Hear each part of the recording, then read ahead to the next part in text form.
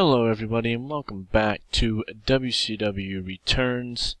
I am here as the Basement Booker.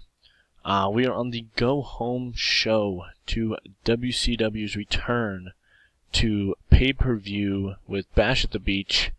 Tying up some loose ends here on the Go Home show before we get to this big pay-per-view. It's been, I believe we're on week 7. Since WCW has been resurrected by Mick Foley here in 2016. A lot of things have already been set for Bash at the Beach, such as the WCW Tag Team Championship match, which is Kendrick and London defending the Tag Team Championships against the Young Bucks, as well as the WCW Championship, where it will be Bobby Roode defending against Rob Van Dam in a rematch of the championship final from the tournament that crowned the initial champion, where Bobby Roode was victorious. So, having said all of that, we have 21 segments today on Tuesday Night Ignition, so let's get to the Go Home show before Bash at the Beach.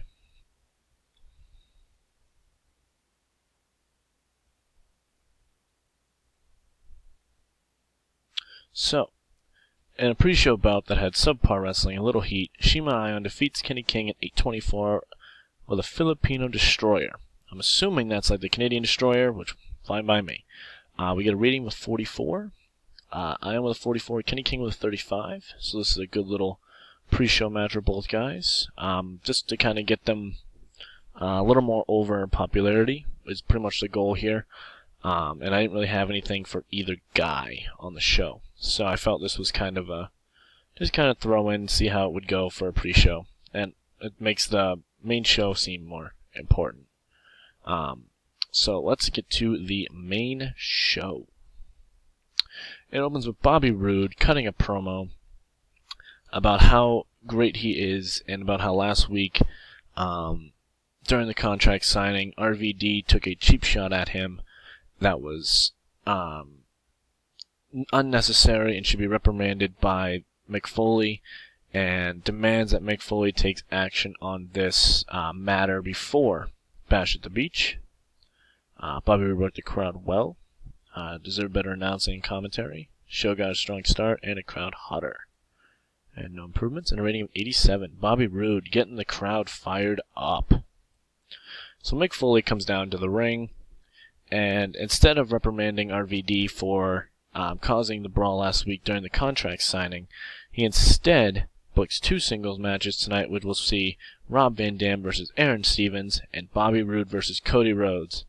And tells Bobby Roode, by the way, your match with Cody Rhodes is now. So Bobby Roode struggling, going off script, the anger at the crowd even hotter, and the rating of 74. No improvements, but we are going to jump right into Bobby Roode versus Cody Rhodes. In a decent match, Bobby Roode defeats Cody Rhodes in 7:39 by pinfall with a roll-up. During the match, Stu Sanders attacks Cody Rhodes. We get a rating of 56, which is what I expected. I knew Roode and Rhodes didn't have chemistry, and they don't click whatsoever, but I needed to put this match together because I wanted to advance both storylines. So, Bobby Roode with a 59 and Cody Rhodes with a 55, and no improvements. But it keeps Stu Sanders and Cody Rhodes very relevant, building towards their match at the pay-per-view. So we cut backstage to Mr. Anderson cutting a promo on Rhino. Oh no, this is in the ring. Excuse me. Mr. Anderson is in the ring cutting a promo on Rhino.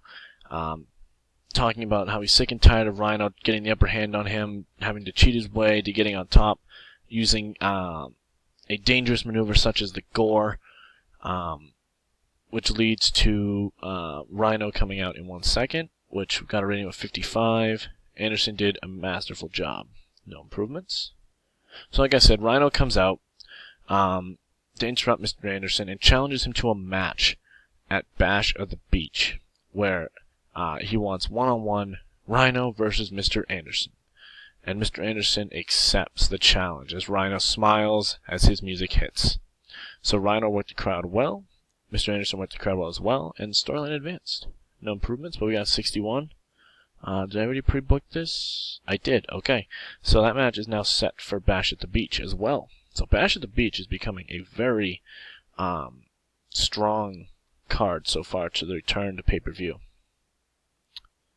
Alright, we come to a tag team match here. So in about that decent wrestling but little heat, Kendrick and London defeated the Killer Elite Squad in 9:21 when Brian Kendrick defeats Harry Smith by pinfall with a sliced bread number 2.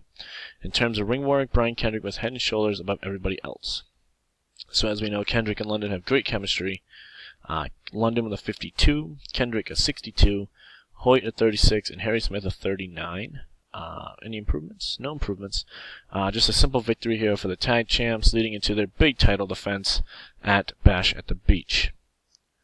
Their opponents at Bash at the Beach run in post-match and attack them, laying them out, and holding the WCW Tag Team Championships high above their head. So the Young Bucks are clearly making their presence felt here in WCW and want the Tag Team Championships away from Kendrick and London. No improvements, and a very low rating, which is very unfortunate. Alright, and about that decent wrestling but little heat, Roderick Strong defeats Marty Scurll in 7:42 with a sick kick. Roderick Strong with a 60, Marty Scurll with a 38. This is just a simple match for Roderick Strong to get over. A nice little victory, gain some more momentum before the pay-per-view when he goes one-on-one with Aaron Stevens. So post-match, as I talk about Aaron Stevens attacks Roderick Strong. He's beating him down in the ring, leaving him defenseless. Aaron Stevens is getting better at his gimmick, and the storyline has advanced. No improvements, but a rating of 44, so that's getting better. Alright, MVP is in the ring, cuts a promo on himself, talking about why he did what he did last week, and attacked the United States Champion Chris Hero, and explains that he's doing it in spite of Mick Foley and all the stuff that Mick Foley's done to him so far, keeping him out of the 8-man tournament for the WCW Championship, booking him in matches that he felt was unnecessary, and then removing him from the United States Championship scramble, and then on top of that suspending him for 30 days. So he said, Mick Foley, this is your fault. MVP's getting better at his gimmick. No improvements, but a 59 rating. Mick Foley then comes out and books a match between MVP and Alex Shelley, and says, MVP, if you defeat Alex Shelley tonight, I will give you what you want at Bash at the Beach, and that is Chris Hero for the United States Championship. So Mick Foley enjoyed having freedom and storyline advanced, and a 57 rating. I don't need to pre-book that. Alright, and about that had decent wrestling but didn't have much heat. MVP defeats Alex Shelley in 9:50 with a playmaker. MVP got a 52, Alex Shelley a 46, overall rating of 50. No improvements. So now at Bash at the Beach, it'll be for the United States Championship.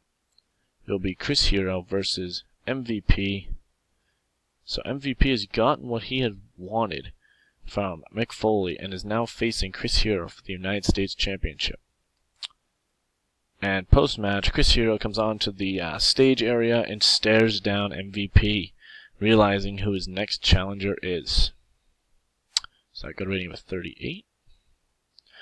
We cut backstage to Cody Rhodes cutting a promo on Stu Sanders, clearly frustrated from Stu Sanders getting involved in his match with the WCW champion, and saying that this needs to end, whether it be at tonight or at Bash at the Beach. I will get my revenge on Stu Sanders. So Cody Rhodes improvised well, and storyline 5 has advanced with a rating of a 62. Alright, and about that decent wrestling but didn't have much heat, Stu Sanders defeats Chris Sabin in 7:48, overall rating of a 60.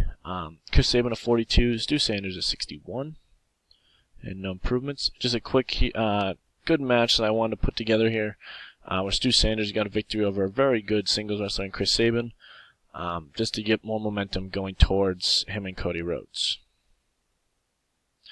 After the match, Cody Rhodes and Stu Sanders start brawling in the ring, and security tries to hit the ring to break them up, and it's an all-out brawl between Cody Rhodes and Stu Sanders as they go all the way through the back, and the brawl continues until finally security and multiple other wrestlers break them up.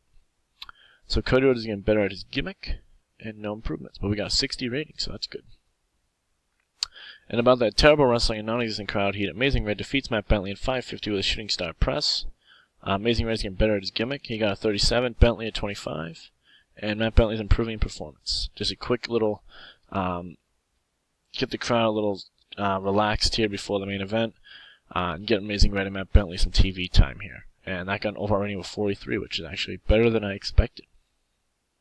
We get a promo from Aaron Stevens talking about how Mick Foley just feels the need that he can put him in this type of match, and put him against Rob Van Dam, who is facing the champion at Bash at the Beach.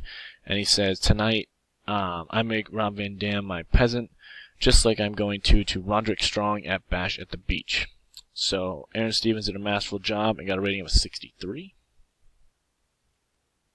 In a decent match, RVD defeats Aaron Stevens in 9:39 when Aaron Stevens was disqualified when Bobby Roode ran in and attacked RVD. Aaron Stevens got a 56, RVD a 51, overall a 57, and no improvements. As RVD and Aaron Stevens are putting the boots to RVD after the match, Roderick Strong hits the ring as a brawl ensues in the ring between Bobby Roode, RVD, Aaron Stevens, and Roderick Strong. Security attempts to break them up, but it's an all-out brawl as Aaron Stevens and Roderick Strong are going to the crowd, and RVD and Bobby Roode are fighting around ringside. As RVD rolls Bobby Roode into the ring, RVD floors the champion and hits him with a 5-star frog splash as he stands over him with the title as we close the show, and are finally at Bash at the Beach coming up this Sunday on pay-per-view. So storyline has advanced. We get a rating of a 66. No improvements. And to end the show, we got a rating of 68, which is much better than last week, and we increased our popularity in 18 regions. So, on the go-home show, we got a huge rating here, a huge rating spike, and I'm looking forward to Bash at the Beach on Sunday. I'm very intrigued to see how these storylines have played out, as well as some surprises we could possibly see at this pay-per-view. Not to spoil anything in any way, shape, or form, because I don't want to do that. But until then, you got to be ready for Bash at the Beach, because you never know who could show up in WCW at any time, any place. But I'm going to leave it here now, and until then, I will see you guys later.